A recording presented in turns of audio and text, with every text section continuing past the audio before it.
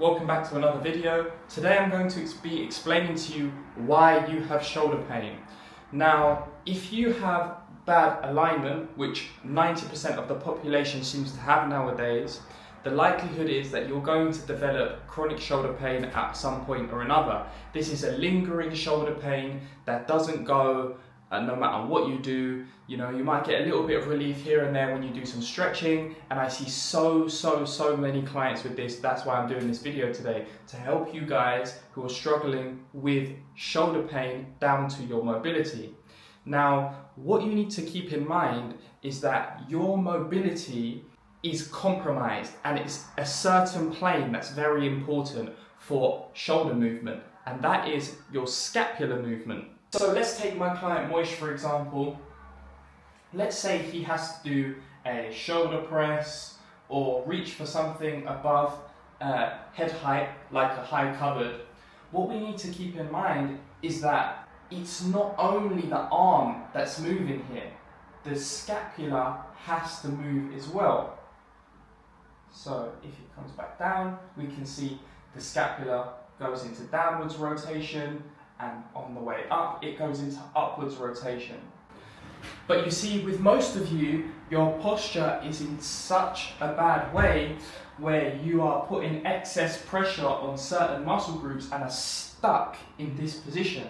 Now, if you're stuck in this position, what can happen is you'll get excess tension in the upper back, excess tension in the neck, and this is going to cement your scapula in place. These muscles are going to be so tight that your scapula cannot upwardly rotate, and it cannot do any movements in general.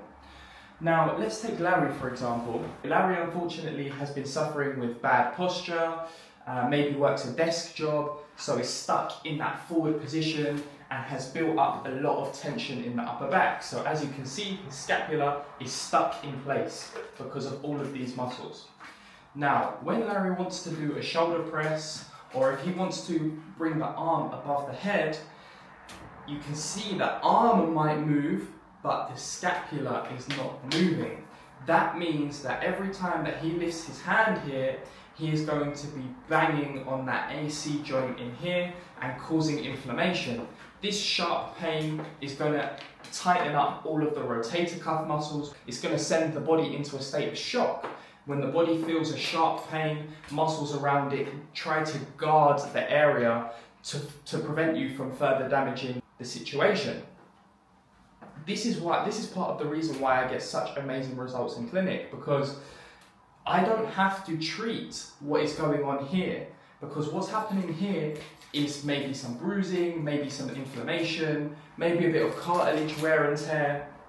But if I treat everything around this area and get the scapula moving better, not like Larry's, more like Moish's, then what can happen is that we can get into full range of motion, we can move much better, and then it's just a matter of time as to when the pain completely disappears. So, when dealing with someone who has shoulder pain because of an issue like this, I first have to create a short-term fix and a long-term fix. So the short-term fix would be to work manually into all these areas, which I'm going to show you how I would do now. Anyway, just a quick overview of how I would get that scapula moving much better. You know, people think it's just down to the upper back like I've mentioned today, but there's so many different muscles. We have the serratus anterior, which will play a role. We have the lats, which will play a role. We have the levator scapula, which will play a role. So working on all these muscles and getting the body moving cohesively and in a better posture is a job in itself. That is at least an hour's manual therapy session to get the movement back. So there is a few ways which I would assess how exactly to proceed with the treatment, what areas to spend more time on, what areas to spend less time on.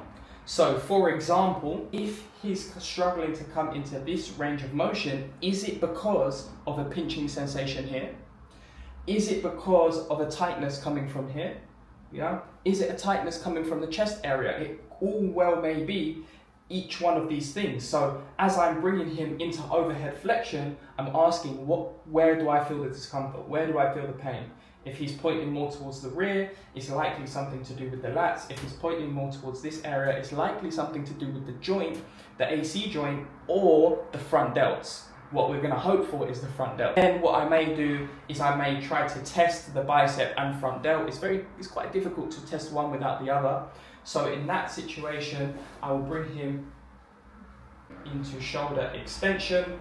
And as we can see here, if a guy especially can come to 90 degrees here in the shoulder, then I would say this is pretty much full range of motion, pretty much healthy, yeah? As I can see with Moish here, I'm starting to get a little bit of resistance as I get closer to that 90-degree mark.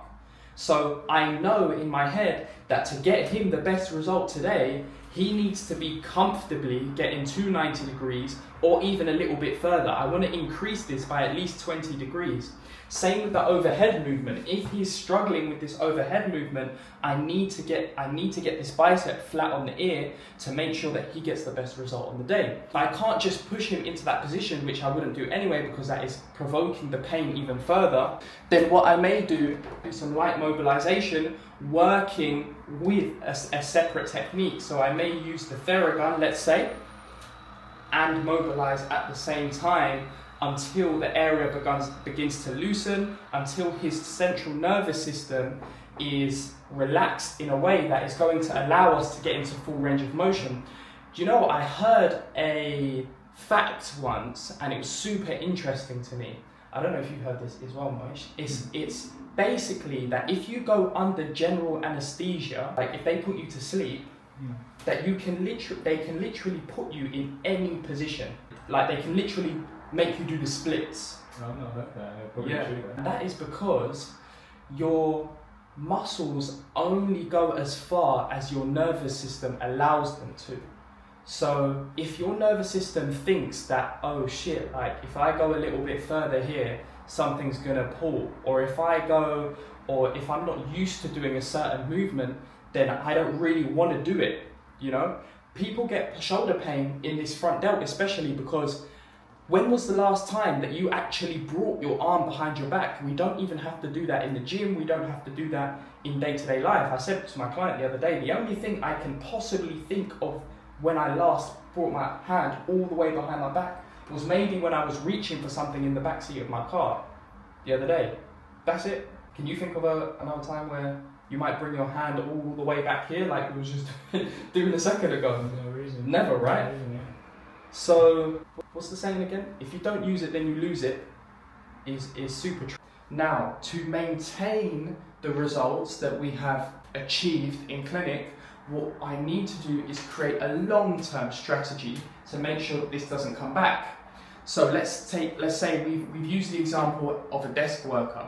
So for a desk worker, I would look at what they do on a day-to-day basis. Do they do the gym? You know, how long are they at the desk? Are they taking breaks at the desk? Do they have an ergonomic setup? If they don't have an ergonomic setup, it's very difficult to make sure that this doesn't come back. Why? Because you're sat at the desk for 7, 8, 9 hours a day in the same bad position that led you to this mess in the first place. Then when we have assessed their lifestyle and their occupation, we can create a strengthening plan to pull their muscles into a better alignment and a stretching plan to make sure that they maintain the full mobility that we have achieved in the session. But what we have to also bear in mind is that, like everything in life, if we are not improving, we are regressing. So there has to be constant improvement with the exercises, there has to be constant improvement with the stretches. It's not one size fits all. I'm going to demonstrate you how I would approach this situation for most people. But if you think that your case is slightly different or you want a bespoke plan to you, then get in touch with me and we can do that as well.